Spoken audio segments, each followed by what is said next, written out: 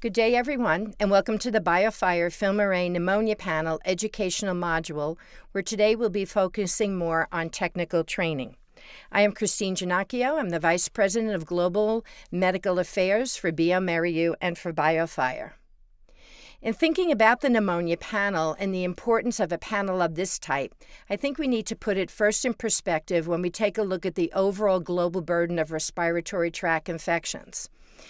On this graph here, you see the top 10 causes of death globally from 2016. And number 4 in this diagram is lower respiratory tract infections. Lower respiratory tract infections are the 4th cause of death worldwide, the 2nd cause of death from an infectious disease worldwide, 6th in the United States, and they represent about 29% of all infectious diseases. There's a large clinical and economic burden of pneumonia. In data from the United States, we see that there's approximately 4 million cases per year.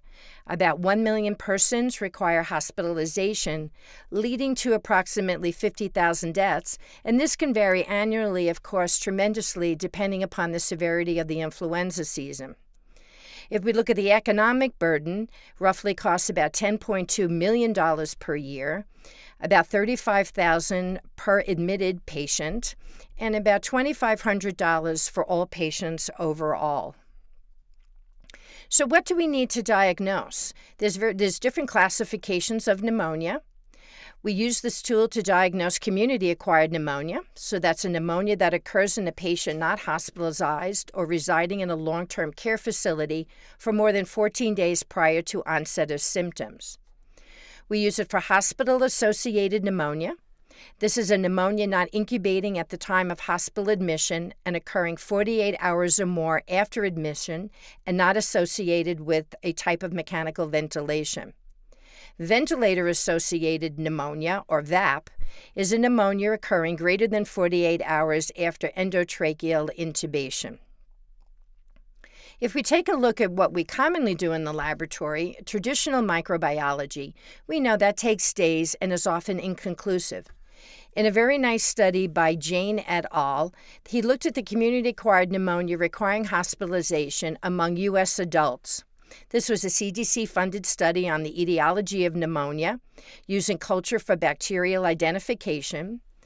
Almost 2,500 pneumonia patients were enrolled.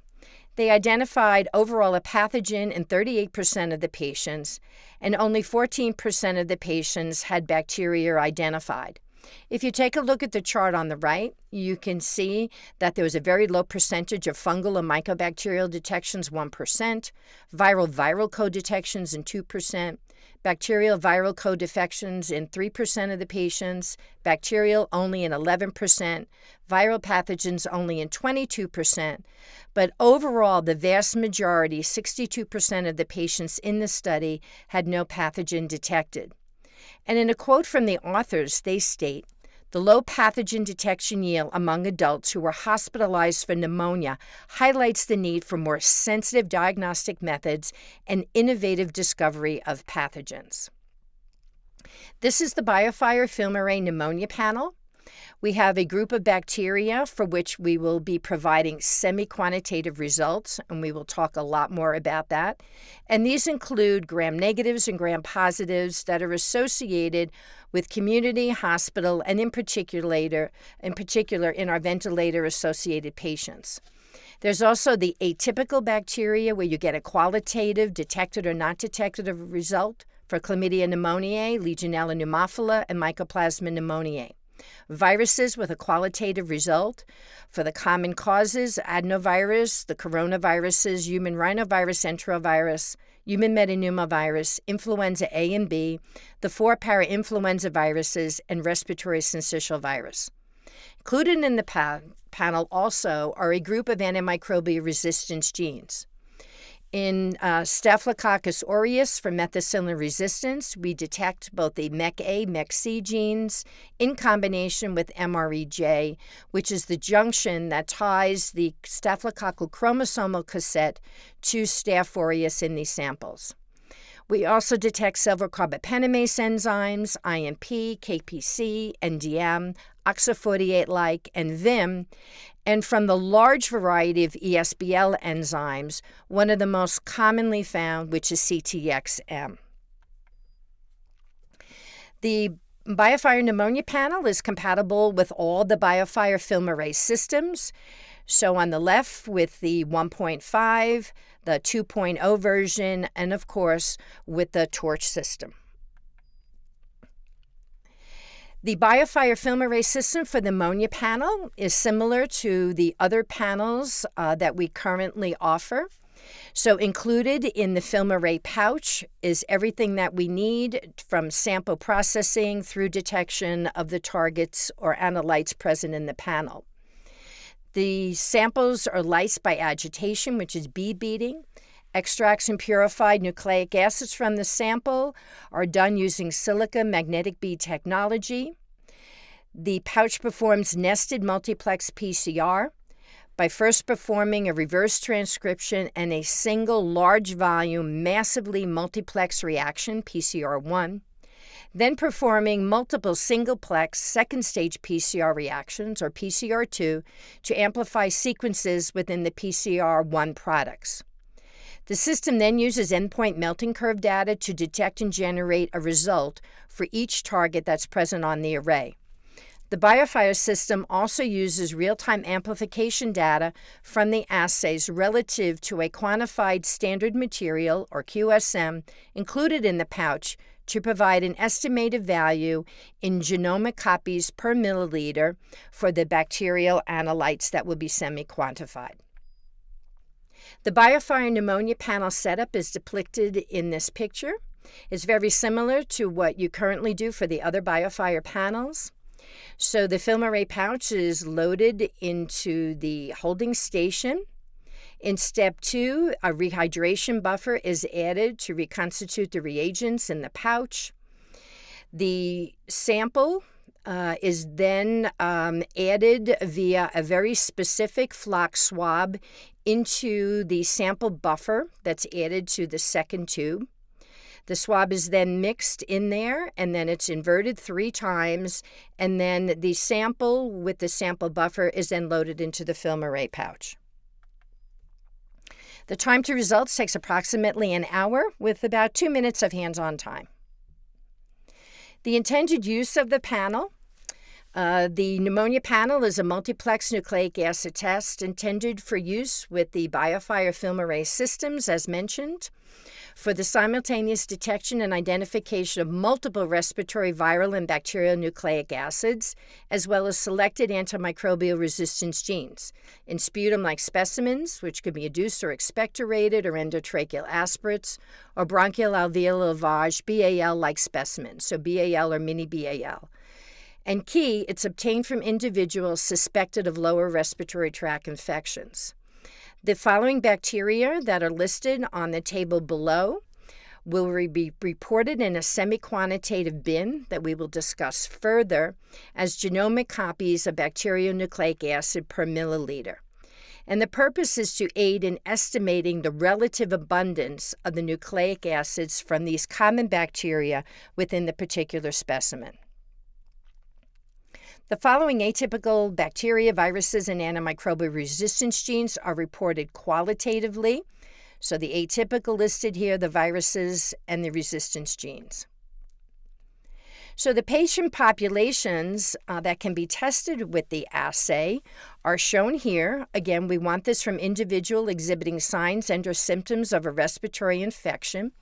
This will aid in the diagnosis of lower respiratory tract infection if used in conjunction, of course, very importantly, with other clinical and epidemiological information. So we can detect patients of all ages, from the very young to the elderly. We can test patients from the outpatient setting, from the emergency departments, and our hospitalized or admitted patients. The 2 validated sample types are sputum-like, so these could be induced or expectorated sputums, endotracheal aspirates, the bronchial alveolar lavage samples, or BAL-like, and very importantly, in order to ensure that the quantification is standardized from sample to sample, there's a special flock swab that's provided in the kit that can be used to pick up a set amount of specimen that will be then loaded into the sample buffer. Now, one of the common questions that we get regarding the panel is the use of a gram stain first or a Q score. We have to keep in mind that in accordance with good laboratory practice recommendations, sites should follow their own rules for the acceptance and rejection of sputum specimens and therefore apply appropriate guidelines locally for acceptance and rejection of a sample for the BioFire Pneumonia panel testing. Most laboratories and hospitals have well-established and medically reasonable different acceptance of rejection criteria for various sample types, for different clinical settings, for specific patient populations, particularly, say, in very young children, or for a disease entity, and a good example of that is for someone suspected of legionellosis. These decisions should be driven by the individual institution. Laboratories and clinicians should decide to not test or test and interpret the results according to their institution's criteria as they do now with their culture results. So now let's take a look at the reports and how do we interpret the results from the panel. In the panels, there are two internal controls for each run. One is an RNA process control, and this is the same that's seen in the BioFire FilmArray respiratory panels. It's yeast that's introduced into the sample when it is loaded into the reagent pouch. This evaluates all steps in the testing process from extraction through detection, and the passing criteria is that it must be detected in 2 out of the 3 wells. The quantified standard material, this is internal nucleic acid standard that is processed with the sample. The passing criteria, again, is detection in 2 of the 3 wells, but it also must be within a specified internal control range. Failure of either control results in invalid results for all the assays. The interpretation is automated. We need to repeat the run and then only accept the results of the repeat test if everything is, of course, valid. Again, in accordance with good laboratory protocols and the appropriate accrediting organization requirements, external controls need to be run and also in agreement with your IQCP. And you can refer to the information on commercial verification and quality control materials that will be available for this panel. Now, how do we interpret the control fields on the BioFire Pneumonia panel report? The control result is passed when the run was successfully completed and both pouch controls were successful. No action needs to be taken. Failed when the run was successfully completed, but at least one of the pouch controls, the RNA process control or the QSM, failed.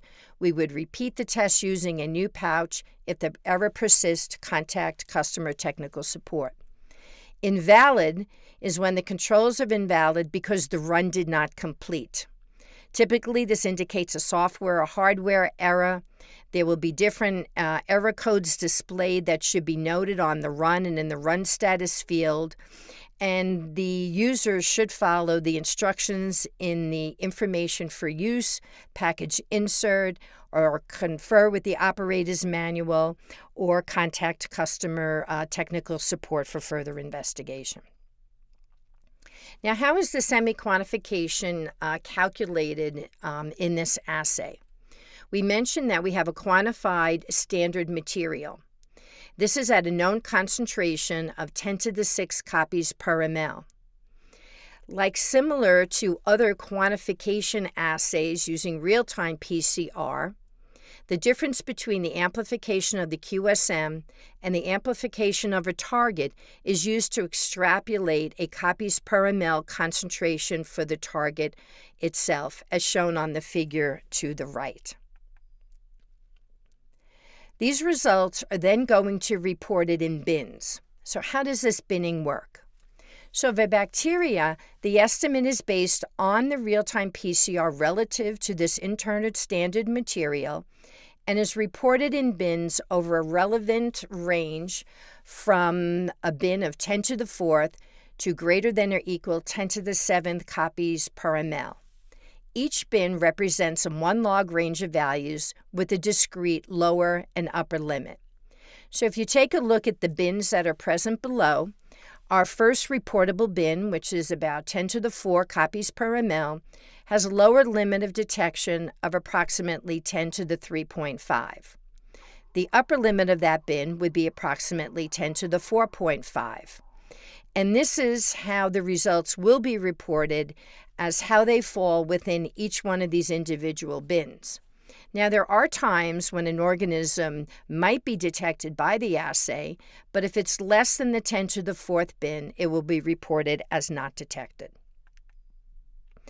And what we need to keep in mind that within a bin, the value, the quantification, can vary from the low end of the bin to the higher end of the bin. So how precise are our bins? So we did a lot of experiments to test this repeatedly. We used different values within the bin, and we know that these values will then exhibit variable precision. The bin precision may be as low as 50% for values at a bin limit, so right between the bins, and precision will increase up to or greater than 90% as the distance from the value from the bin limit increases, meaning the closer you are to the center of the bin, the more often that value will fall within one specific bin. So to test this, we looked at a number of scenarios that showed that in scenario 1, the results were greater than 90% at the bin center. In scenario 2, the values were between 60 and 90% within the bin, and when it's right at the edge, that the values would be about 50% at the bin limit. So this is the result of those experiments. Using multiple data points, they did 90 replicates of 3 bacteria, Staphylococcus aureus, Pseudomonas aeruginosa, and Haemophilus influenza, at 6 different dilutions. If you look at scenario 1, that was with a value that would be approximate in the center of the bin. So in doing replicates, you can see that greater than 90% of the time, the result fell within the indicated bin. In scenario 2 with Pseudomonas aeruginosa, the values fell within 60 to 90% of the bin and the bin center. And this, an example of this would be, say, if the value was approximately 10 to the 5.25, so within the bin, but not in the dead center of the bin. And then when we looked at values that fell right at the bin edge, which is scenario 3, what you can see nicely among all the replicates that 50% of the time the value would be in one bin or in the next corresponding bin. How do we interpret the assay? That's based on the analysis of MEL curves. So the software will evaluate the DNA MEL curve for each well of the PCR2 array to determine if a PCR product was present in that well. If the MEL profile indicates the presence of a PCR product, then the analysis software calculates the melting temperature, or the TM, of the curve and compares it against the expected TM range for that particular assay. If the software determines that the TM falls inside the assay-specific TM range, the MEL curve is called positive. If the software determines that the MEL curve is not in the appropriate TM range, then the MEL curve is called negative. Once the positive MEL curves have been identified, the software evaluates the 2 replicates for each assay to determine the assay result. For the assay to be called positive, both the associated MEL curves must be called positive and both TMs must be similar. Assays that do not meet this criteria are then called negative. This is a chart that's present in the instructions for use that shows how the reporting and the results will be listed and what required actions would need to be done with these particular results. So just an example, if the result was reported as detected, it would mean that the run was successfully completed, the pouch controls were successful, they passed, and the assays for the organism were positive and the results would be reported. Not detected, successful assay, successful pouch controls, but the assays for the organism were negative. Invalid, pouch controls were not successful or the run was not successful. So the run displayed as aborted, incomplete, instrument error, software error.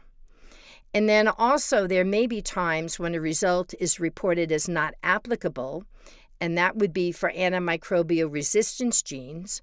And that's when the run was successfully completed, the pouch controls were successful and passed, but assays for the organisms associated with an antimicrobial resistance genes were negative. So the results of that marker are not applicable for the test results. So how do we interpret the semi-quantitative bacteria? This is used because we know that many of the organisms present on these panels may be found as normal flora of the respiratory tract in low amounts. They can be colonizing. So a qualitative detected, not detective may not be sufficient to really aid in the diagnosis if this is potentially of cause of the true lower respiratory tract infection. So we provide a detected or not detected result, as well as then the semi-quantitative bin result for most of the bacteria present on the panel. The bin results represent the approximate number of specific bacterial genomes in the specimen and is intended to provide a simple assessment of the relative abundance of the nucleic acid from the different bacteria in this lower respiratory tract specimen, keeping in mind that these results are now using a molecular method which can be quite different than the traditional culture methods that we use. Assays for the detection of bacteria except the atypical. They're designed to amplify genes present in single copies within the chromosome and are used to estimate the genomic copies of bacteria, which are then expressed as copies per ml. The software will calculate the approximate value for each gene target based on the real-time PCR amplification data, again relative to the quantified QSM control. For bacteria-negative assays, no measurable amplification, or the value could be less than the 10 to the 3.5 copies per ml, are reported as not detected. Positive assays are reported as detected, with the bin result assigned. Each bin is defined by this discrete upper and lower limit spanning a 1 log range of values, such that the bin results reflect the assay value within the nearest plus or minus 0.5 log. And this is an example how you would see the results reported from the FilmArray detection system. Important note about the assay interpretation. The detection of the bacterial nucleic acid may be indicative of colonizing or normal respiratory flora and may not indicate the causative agent of the actual pneumonia. The results generated, the bin log copies per ml, are not equivalent to CFUs per ml and do not consistently correlate with the quantity of bacterial analytes when we compare it to CFUs per ml. For specimens with multiple bacteria detected, the relative abundance of nucleic acids may not correlate with the relative abundance of bacteria as determined by culture. And it's very important, clinical correlation is advised to determine the significance of the semi-quantitative bin reporting when it's used for the clinical management of the patient. This diagram here shows the antibiotic resistance markers. So the ESBL marker, CTXM, will be reported if one of the following of organisms that's listed below is also present and detected by the pneumonia panel. For the carbapentamases, KPC, VIM, IMP, and MDM will be reported if any of the organisms below that list are also detected. And for OXA48 light, similar to the other carbapentamases, with the exception of Acinetobacter and Pseudomonas aeruginosa. The beta-lactam, of course, reported only in the presence of Staphylococcus aureus. The other thing that we need to keep in mind is that the detected resistance markers, we cannot definitively link those to the detected microorganisms, and may be detected due to other organisms present in the specimen that are not detected by the panel. So for example, we may detect an E. coli and we may detect a KPC, but we cannot say for sure that that KPC is present in that E. coli. We may detect a Klebsiella and an E. coli, and along with that, a KPC or a CTXM, but again, we cannot associate either of those resistance markers specifically to either the E. coli or the Klebsiella. So why are these antibiotic resistance markers so important? This chart here is just to serve as a reference with the resistance genes, the class of resistance gene that they are, and what these specific enzymes confer resistance to, the different classes of antibiotics. Now, one of the reasons why this is so important for us to actually identify now the genetic mechanism of resistance, rather than just say carbapenemase resistant overall, is because we have some very new good therapeutic choices. But the genetic mechanisms of resistance are going to impact which of these new antibiotic combinations that will be effective against that particular organism. So, for example, ceftolozane tazobactam, if you look at the green check mark, is effective against ESBLs, but it is not effective against the class A or the serine carbapenemase enzymes. An example of that would be KPC. It's not effective against the class B or the metallo enzymes, which be something like NDM1, VIM, and IMP. It would be active against class Cs. It would be active against class D, which would be, say, for example, your OXA48. It would have activity against Pseudomonas aeruginosa, but it may or may not have activity against Acinetobacter. That can be variable. So we must be very careful in selecting these drugs due to these big differences in their susceptibility profiles. And having this information with the resistance markers detected will help us to be able to guide that empiric therapy much more accurately. So the detection of methicillin-resistant Staph aureus, and this is different than what is currently present on some of our other panels in the sense now that we are able now to actually link the MEC-A or the MEC-C gene to the presence of Staph aureus within that sample. And this is particularly important in respiratory tract samples because they will be contaminated with different types of coagulase-negative Staphylococci, that many of which harbor the MEC-A gene.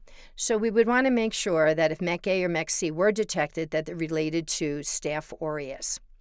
We know that MEC-A, MEC-C are the primary mechanism of methicillin resistance. It's acquired through the acquisition of the MEC-A gene that encodes an altered penicillin binding protein, PBP2A, that has a low affinity for the beta-lactam antibiotics.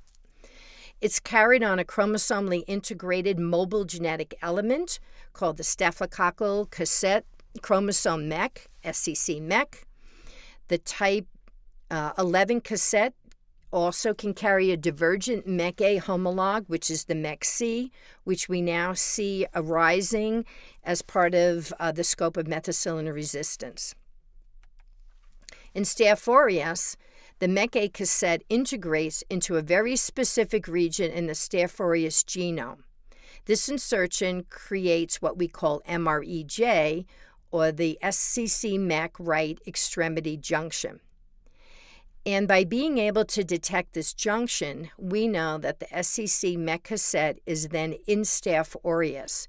So now with a positive MEC-A, MEC-C, and a positive MREJ, we have a very, very high probability that that MEC-A is in the Staph aureus and that we do now actually have an MRSA within that sample. And the interpretation of the results for MEC-A, MEC-C are listed in the instructions for use, and they are listed here on the table below.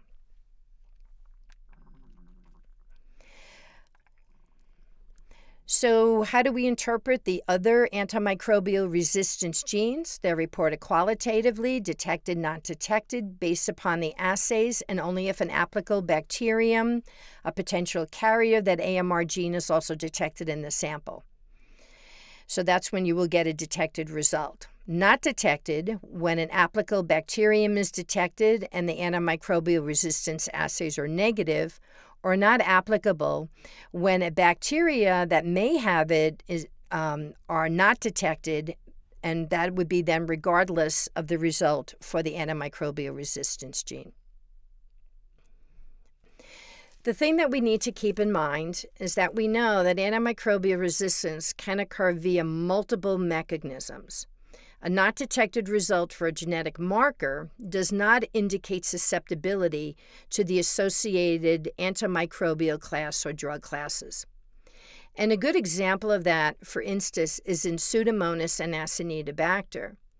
We may not detect one of the carbapenemase enzymes, but the isolates may still be resistant to carbapenemase drugs via different mechanisms such as pouring down regulation and efflux pumps.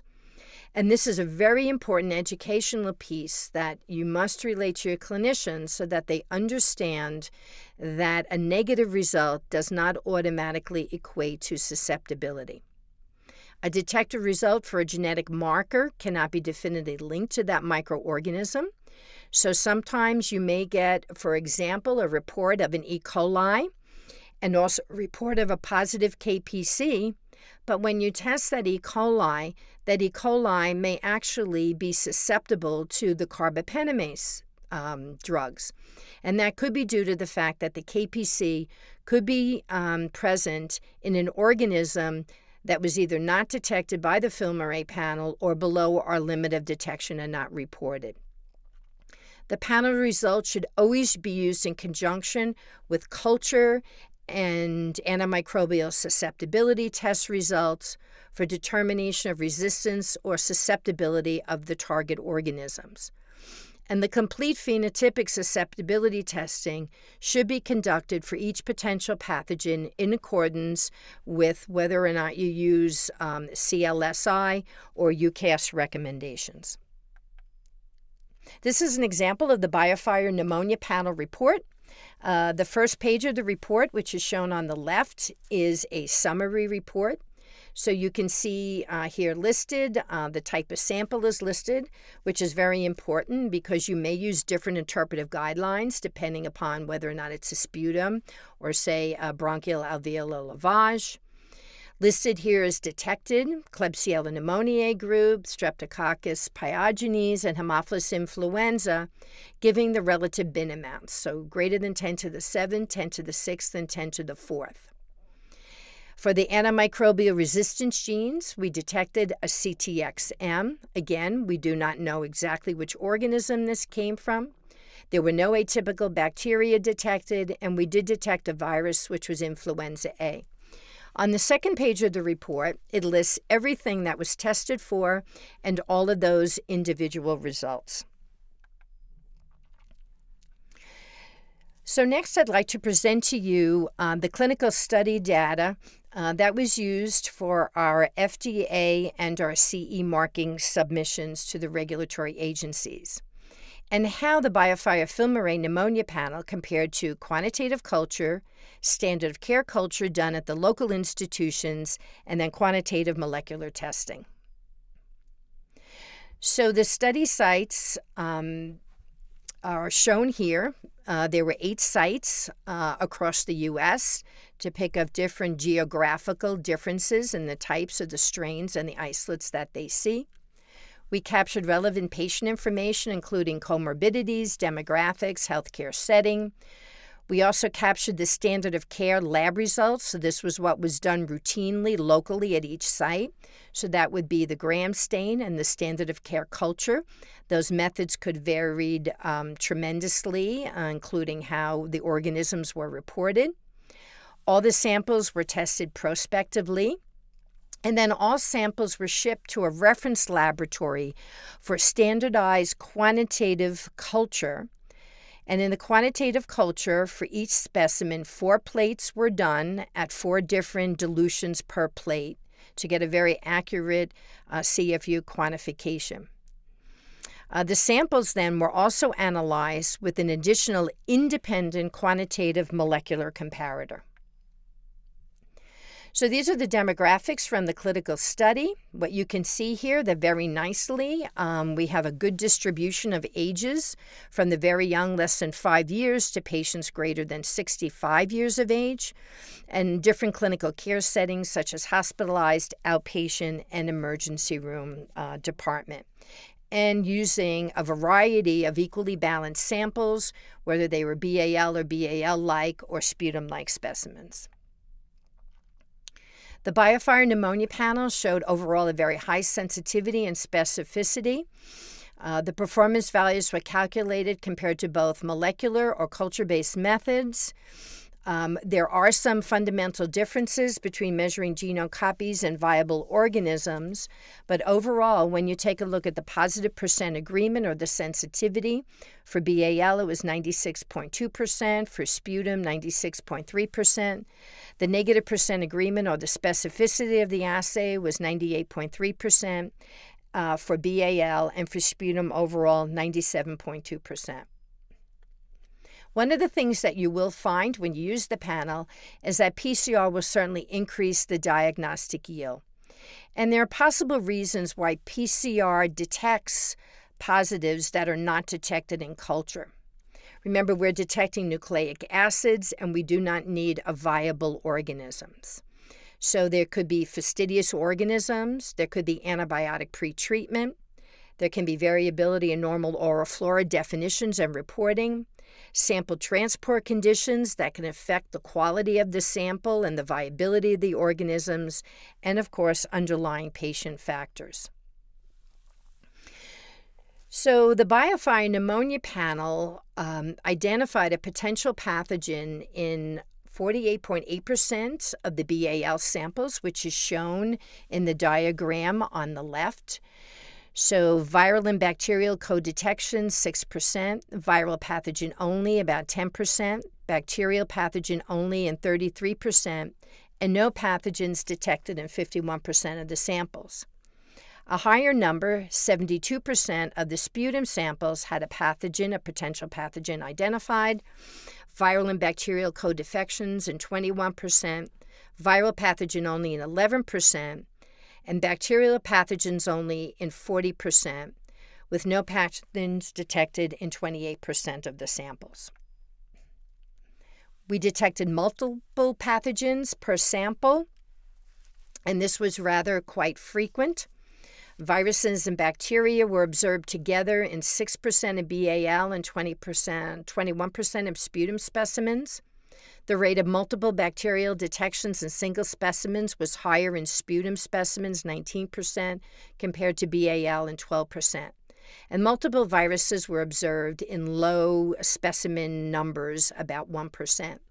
If you take a look at the two upper diagrams, the detection profile for BAL on the left, you can see the breakdown for multiple viruses, multiple bacteria, and single bacteria, with no detections in 51%, versus sputum, where we tend to see higher numbers of multiple organisms. And if you look at the overall breakdown by analytes, you can see that in BAL, generally the vast majority had 1 or 2 analytes detected, where sputum, as we would expect, because they can be highly colonized with many organisms, had a higher number of analytes detected at 2, 3, and even 4 analytes. We detected more positives than culture. So the diagram on the right shows the BAL specimens. If you take a look at the BAL, 16% of the time, both the BioFire FilmArray and culture detected a pathogen. In 22% of the time, only the FilmArray panel, and in less than 1% was culture only positive, and 62% were negative. If you look at sputum specimens, Both testing FilmArray Pneumonia panel and culture were positive in 34%, 27%. Only the BioFire Pneumonia panel was positive. In culture, positive only, less than 1%, and 39% were both negative. So technically, during the testing, we had 875 what we would consider false positives, meaning we detected a potential pathogen, but were negative by culture in the clinical studies. However, of the 875, 871 were resolved upon further investigation and were shown to actually be positive using the second molecular method. So they were actually truly in all of the specimens. A good example of discordance is Haemophilus influenza. We know that it can be difficult to grow in the laboratory. It can die very quickly in transport if the specimens are not plated within an appropriate amount of time. So during the course of the clinical studies, there were 163 false positives, meaning the BioFire Pneumonia panel was positive and culture was negative. But upon further investigation again with an independent molecular method, we were able to show that 160 of the 163 samples were found to have Haemophilus influenza present, and an additional 3 samples having a positive standard of care culture result.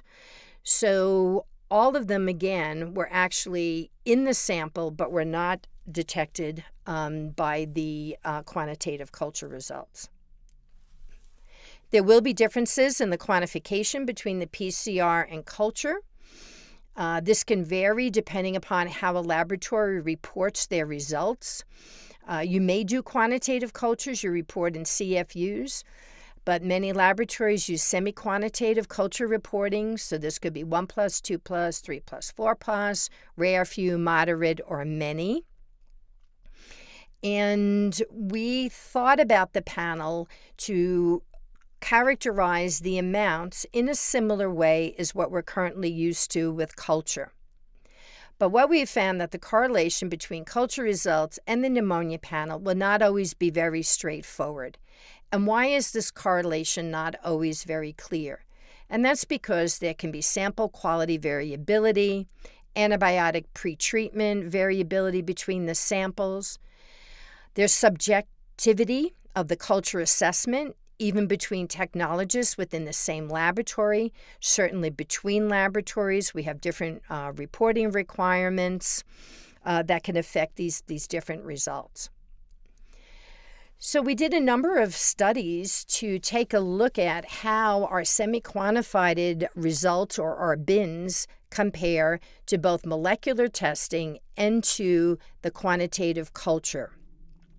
So in these graphs you see here, this is the comparison of the BioFire quantification versus another molecular method.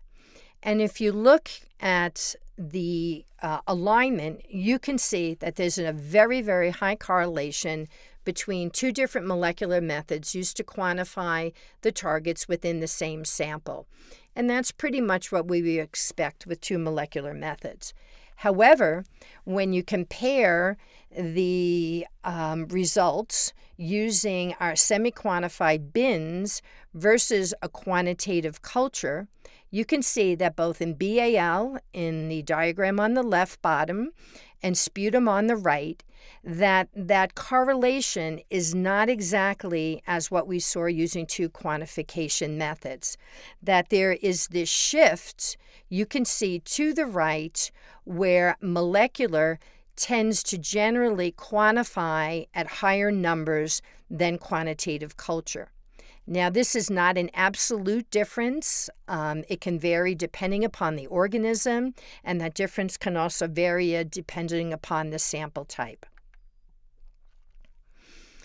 So what we did was we compared our quantitative molecular testing with the semi-quantitative results, the bin values, to the molecular method.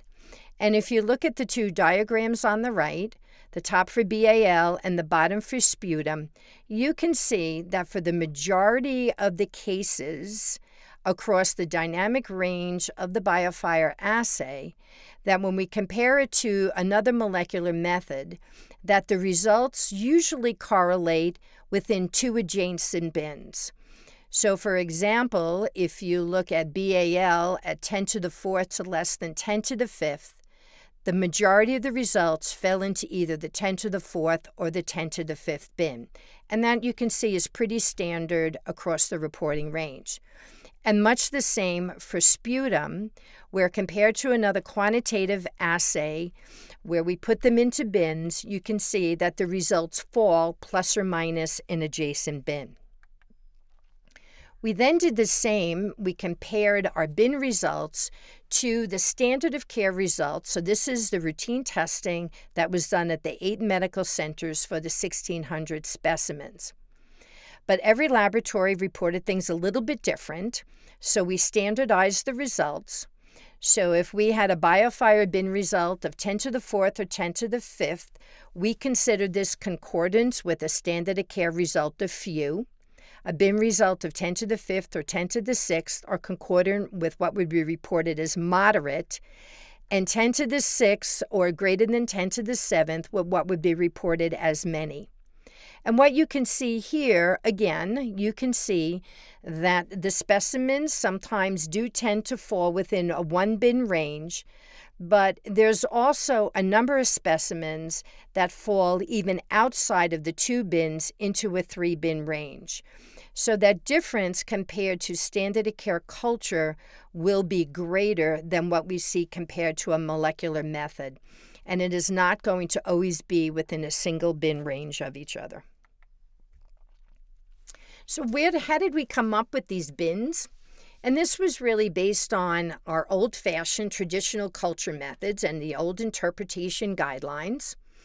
And these have changed over the years, but some of the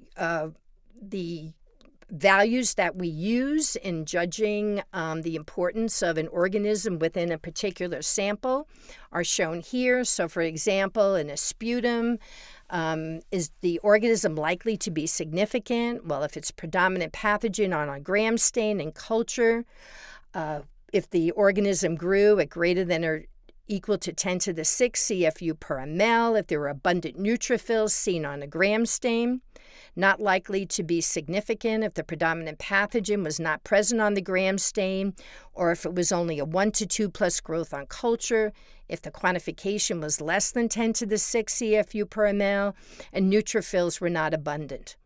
Now, there's also caveats because we need to take into consideration a lot of different variables, particularly when we look at a sputum specimen. We look at the gram stain. Was there a potential pathogen within the neutrophils? Did we see something intracellular? You may only have a few colonies of an organism that normally we might not report, but if there was no normal flora present on the sample, that would not be normal, and we may report it. So these interpretations, again, can vary tremendously. These values of cutoffs of 10 to the 6th, 10 to the 4th, say, for example, in a bronchial alveolar lavage, have changed over time.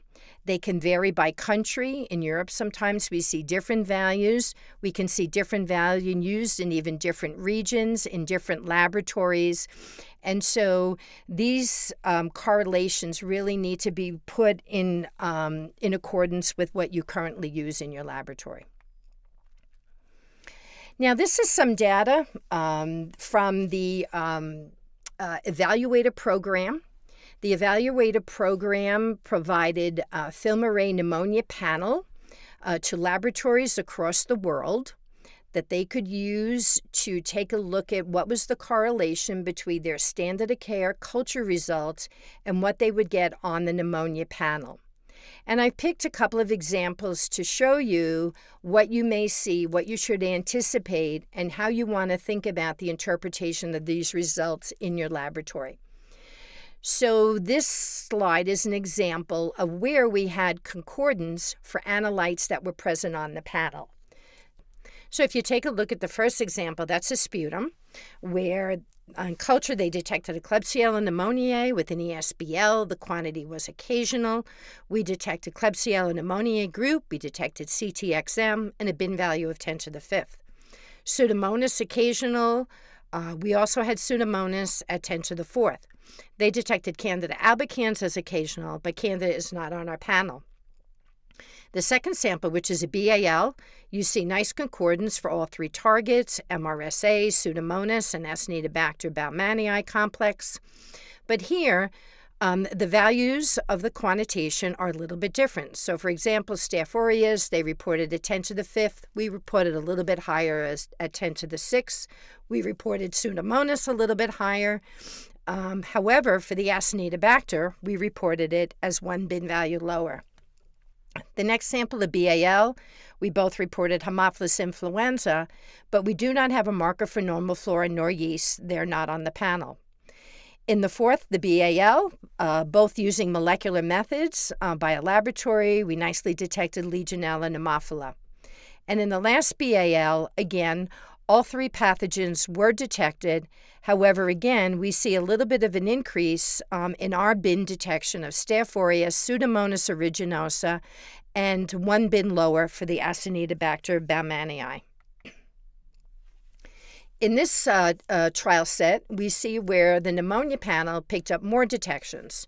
So in the first BAL, we have nice concordance between the Klebsiella and the Oxytoca within 1 bin value.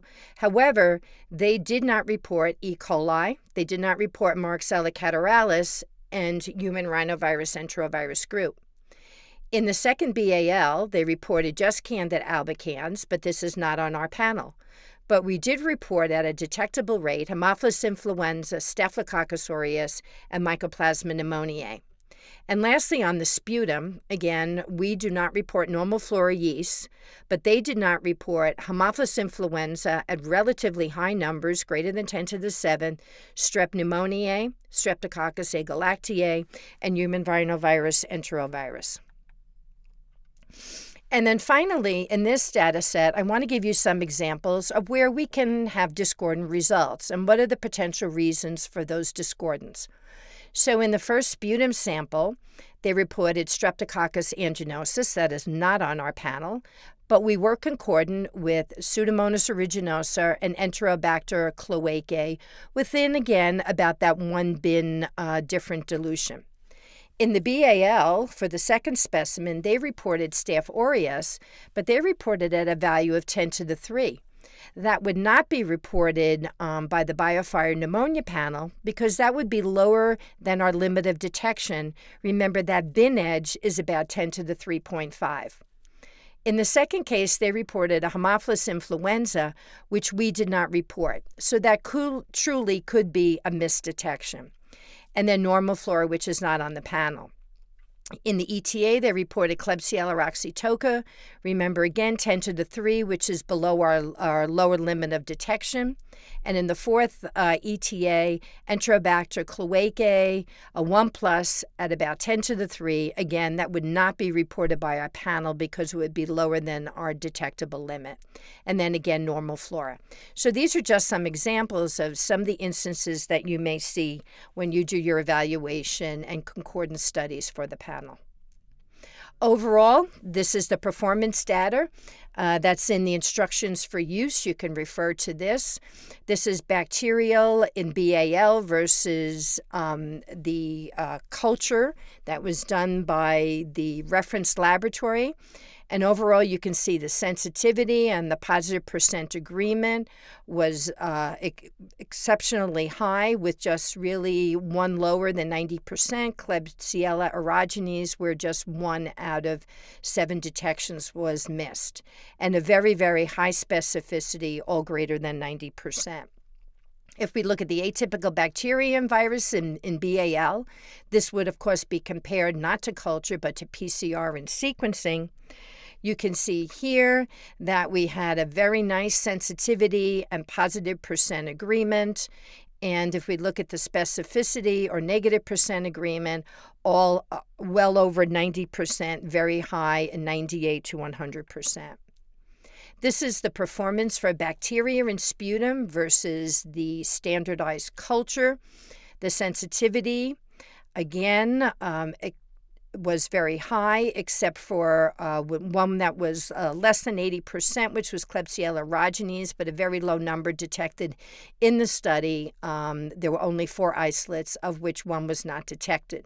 If we look at the specificity, again, a nice specificity, all greater than 85% across the assays. The performance of the atypical bacteria and viruses in sputum versus PCR and sequencing is shown here.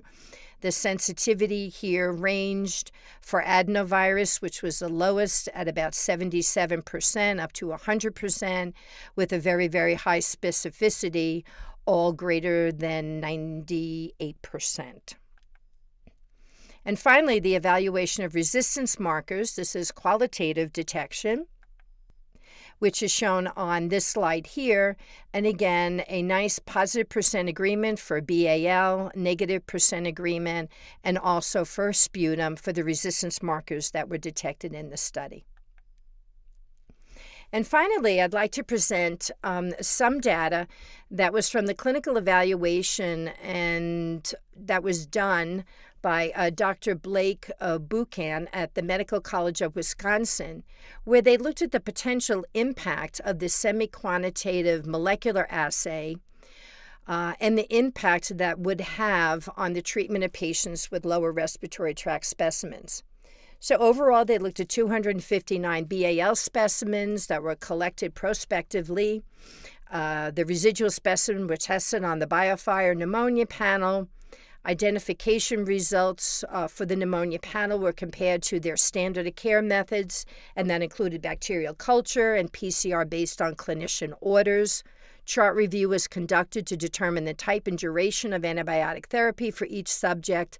And then they looked at what could have been the hypothetical changes to the antimicrobial therapy based on a BioFire pneumonia panel result. And one of the things that they felt that the panel can certainly may have the potential to help target antibiotics. So they looked at culture-confirmed de-escalation. So that was where the BioFire panel matched culture. It would have affected 206 antimicrobials, 122 patients, or 48%, and it would have led to de-escalation for over 18,000 hours. Culture confirmed the escalation, where the pneumonia panel matched culture, and there was a need to escalate the antimicrobial therapy. And that would have been 5 antimicrobials for 5 patients, 2% for 184 patient hours. The next group was culture discrepant de-escalation. So this was for 3 organisms or 3 resistance mechanisms that were identified by standard of care, but not identified by the BioFire pneumonia panel, and that would have been 2% of the patients. Or culture discrepant escalation or continuation, which were organisms identified the BioFire pneumonia panel, but not by standard of care. And you could see that that would have been 42 patients or 17% of the cases. And this may represent normal oral flora or true pathogen, which was not really able to be determined. And there was no change based on the results in 31% of the patients. So very nicely, up to 50% of the patients could have had an antibiotic or antibiotics de-escalated, could have saved over 18,000 hours of antibiotic use, and antibiotics could have been removed 3 to 4 days earlier in 50% of the patients, with vancomycin representing 62 of these cases. If you take a look at the pie chart on the right, you can see that the de-escalation really affected multiple classes and multiple types of antibiotics. With vancomycin and piperacillin tazobactam, which is an extremely common empiric therapy, accounting de-escalation from these drugs, accounting for 58% of the antimicrobial adjustments. And the discontinuation was based on a negative BioFire pneumonia panel result for MRSA and for the Enterobacteriaceae. And this all feeds into what is critically important, is that we want to encourage appropriate antimicrobial stewardship Antibiotic use could have been reduced on an average of 6.2 days per patient. Another question that was looked at during this study was, are PCR positive culture negative samples clinically significant? Because you will see these. There were 42 cases identified where the BioFire Pneumonia panel identified an organism that would have continued or broadened therapy. Patients may have been on antibiotics at the time of sample collection. Discrepancies could have been caused by a fastidious pathogen that is difficult to culture. Culture results could have been reported as normal oral flora when a causative agent may have been present. And enabled to make these type of interpretation, we need to keep in mind that the pneumonia panel needs to be used in conjunction with the entire clinical picture, including culture results. So what are the reasons for discordant analysis with culture? Discordant negatives, the organisms may not be on the panel. They may be present below the detection cutoff of 10 to the 3.5, or it could be a misdetection.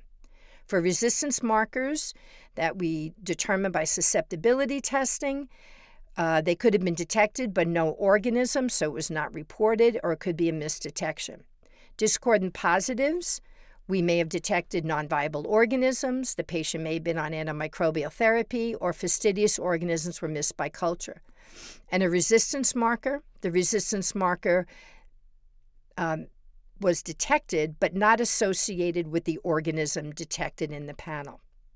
Common reasons for discordant negative, positive, or quantification differences: non-homogeneous samples, poor sampling, sample instability, variations in technical expertise, variations in laboratory reporting requirements, and inaccuracy and often poor reproducibility of culture results.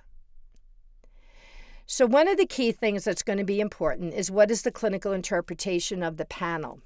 The potential value of this semi-quantitative bin reporting to help determine the clinical significance of the pathogens resistance markers reported needs to be established by each individual testing site in consideration of your current clinical practices.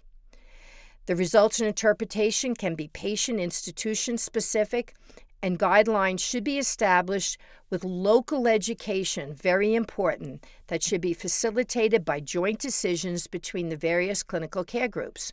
Involve the laboratory, infectious diseases, pulmonologists, intensivists, infection control, pharmacy, your antimicrobial stewardship program committee.